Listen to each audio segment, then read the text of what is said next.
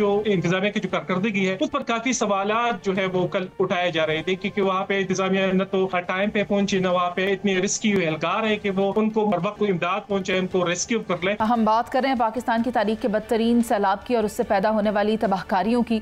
अगर देखा जाए तो ये नंबर इस तरह से हलाकतों का इंक्रीज़ हो रहा है जैसे कि हम कहीं अगर कोई क्रिकेट मैच भी देख रहे हो ना, तो उस तरह से भी पॉइंट्स टेबल के ऊपर पॉइंट्स इंक्रीज़ नहीं हो रहे होते जिस तरह यहाँ पर आनन फानन हलाकतों की तादाद बढ़ती चली जा रही है।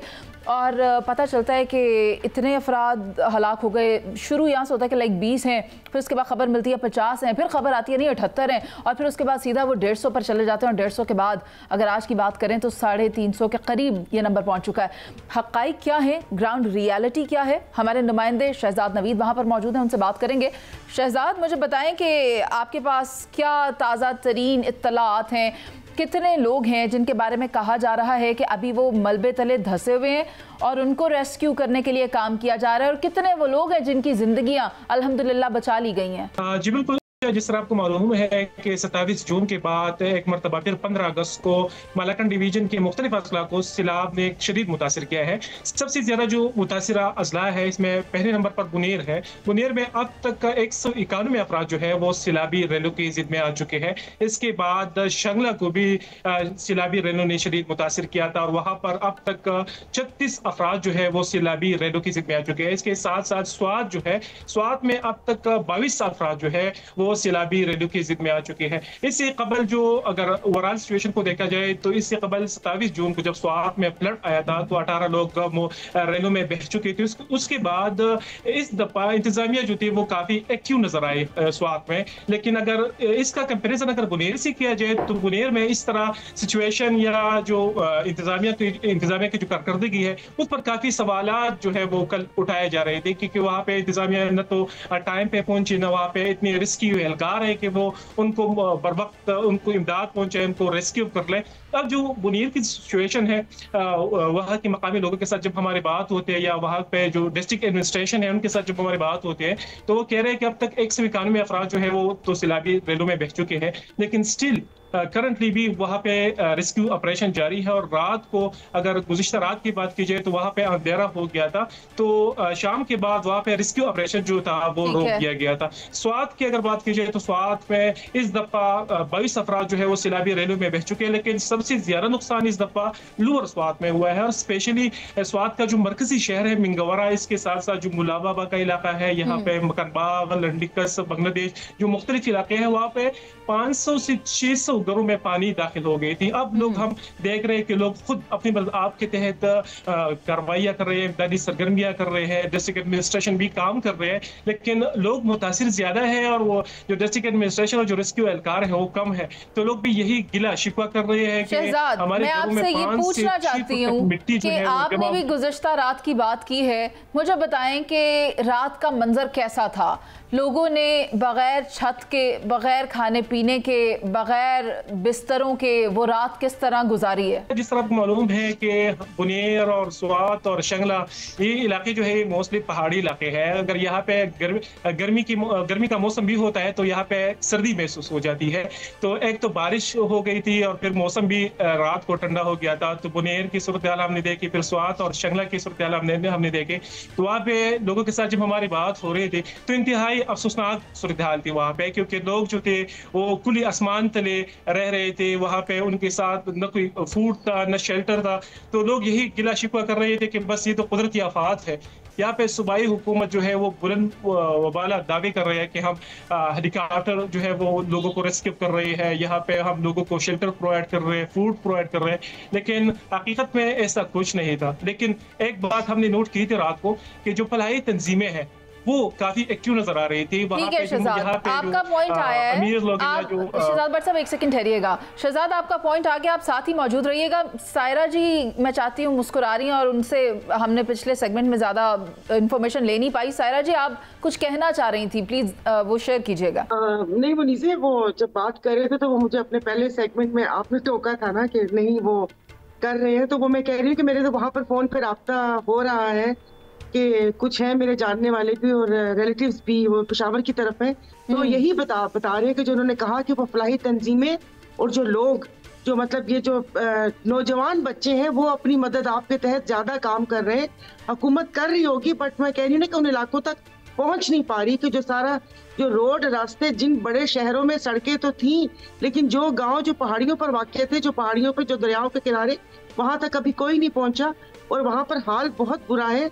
सबसे बड़ी बात, जो मवेशी लोगों के वहां पर गए और जो बच्चे और जो बूढ़े, कुछ लोग तो मौके ने कि ये जो आप फिगर बता रही हैं ये आधे या मुझे नहीं पता कितनी बता रही है, उससे ज्यादा तो जो वो कहते हैं कि लाशें या जख्मियों का या लापता अफराद का पता ही नहीं चला। तो इस मुश्किल घड़ी में खुदा पाक से दुआ ही कर सकते हैं कि अल्लाह पाक तमाम हुक्मरानों को, लोगों को जो सब ये चीजें करते हैं उनको अक्ल सलीम अता करे और आइंदा के लिए, ये कुदरती आफात है लेकिन हमारे अपने प्रिकॉशंस भी होने चाहिए। हमें अपने लोगों को भी ये सारी चीजें करनी चाहिए। जिस तरीके से वहां पर एक हम तो खुश हुए थे कि जी वहां पर वो पूरा ये टूरिस्ट और ये सियाती निजाम हो गया, लेकिन जिस तरीके से वहां पर कुदरती बैरियर्स, जो दरख्त थे, जो चीजें थी, जो पहाड़ों की कटाई हुई है, उन तमाम चीजों को देखना चाहिए था कि भाई ये तमाम इतने बड़े पैमाने पे जो तबाही हुई है इसकी कोई तो वजूहात होगी। चले कुदरती आफत तो है लेकिन इंसानी हाथ भी तो इसमें से कुछ है। तो अल्लाह पाक सबको हिदायत अता करे और हम लोग इस वो कहते हैं कि जो सानिया चीजों का क्या है, इंफ्रास्ट्रक्चर बन जाएगा, बाकी चीजें हो जाएंगी। जो इंसानी जान जो कीमती है वो जो गई है, अफसोस उसका है।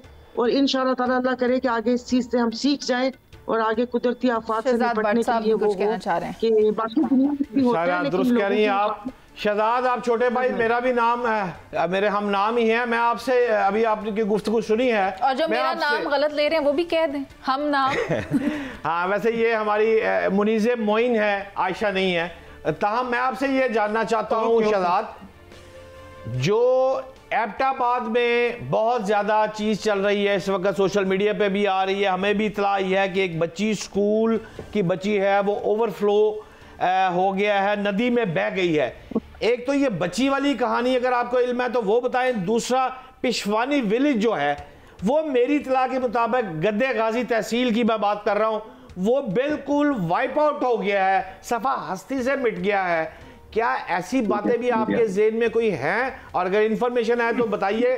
और आखिरी बात, शहजाद जो आप बात कर रहे हैं कि काम बिल्कुल नहीं हो रहा, उसके भी बताइए आप किस तरह आपने इतना बड़ा इल्जाम लगा दिया, आर्गुमेंट क्या है आपके पास? जी बिल्कुल, जिस तरह आपने बात की है, तो जिस तरह स्कूल के बच्चे की बात की है, तो वो बिल्कुल वो हज़ारा डिवीजन है और मनसीरा का इलाका है।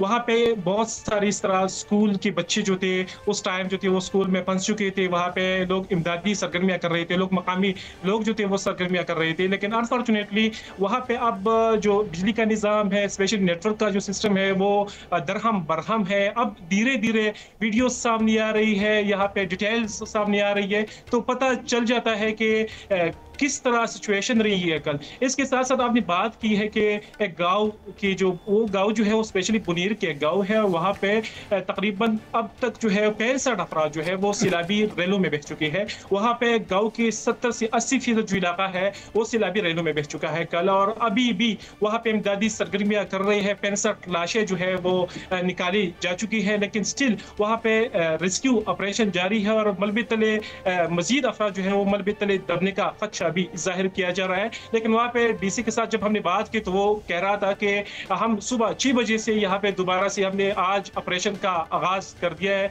लेकिन अब तक जो है वो स्टेप बाय स्टेप वो जगहों को साफ कर रही है, लाशों को निकाल रही है।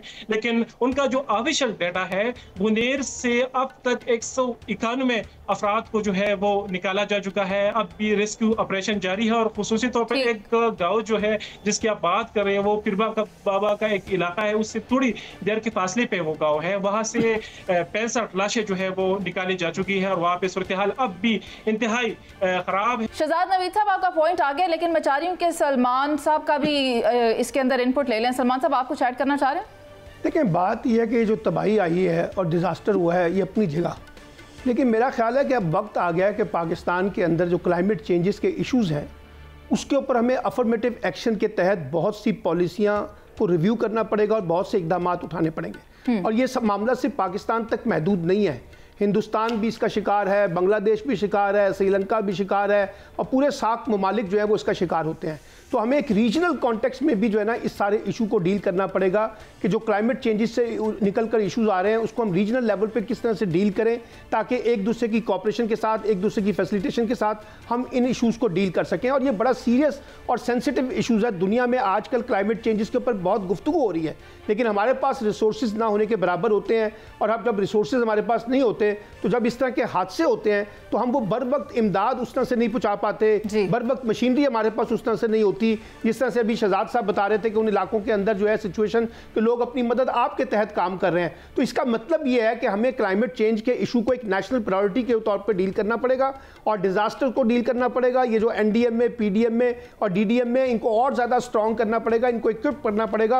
और जो खास तौर पर इस तरह के एरियाज हैं जहां सैलाब ज्यादा आते हैं वहां की जो डिस्ट्रिक्ट मैनेजमेंट सिस्टम है उसको ज्यादा फाल करना पड़ेगा ताकि हम ज्यादा बेहतर तरीके से इन चीजों को डील कर सकें। ठीक है सलमान आबिद साहब, आपका पॉइंट आ गया। बात यही है कि ये कुदरती आफत है और इससे निपटने के लिए सबको मिलकर काम करना है। जो इमदाद दी गई है उससे मवासलाती निज़ाम को फौरी तौर पर बेहतर करने की ज़रूरत है, रोड स्ट्रक्चर को बेहतर करने की ज़रूरत है ताकि ये जो नेशनल एक कैलामिटी हम देख रहे हैं इससे हम मुकम्मल तौर पर मिलकर निकल सकें, बजाय इसके कि हम एक दूसरे पर इल्ज़ाम तराशी या इल्ज़ामात की सियासत करते रहें।